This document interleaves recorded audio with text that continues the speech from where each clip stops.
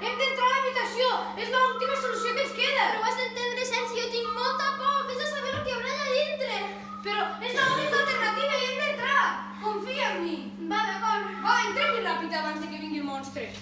Us mataré! Ràpid, Bruna, vine cap a l'habitació on soc jo! Sí, ja vinc, ja vinc. Aquí, a la finestra. Vale, però no veus, Sergi, que aquest monstre està dolent, que ens matarà! Què ha passat? El monstre ha caigut! Què fem, Sergi? L'ajudem o no l'ajudem? Bruna, pensa en el mal que ens ha volgut fer. Però potser ara ens perdonarà i no sé, ens perdonarà perquè potser ja és bo. Però ens ha volgut matar, Bruna. Hem de saltar de la finestra. Però ho has d'entendre, Sergi, si saltem aquesta finestra és una altura tan considerable que si caiem malament ens podríem trencar les cames. Tranquil·la, Bruna. Primer saltaré jo, agafant-me les escletxes de la paret. Després saltaràs tu i jo t'agafaré.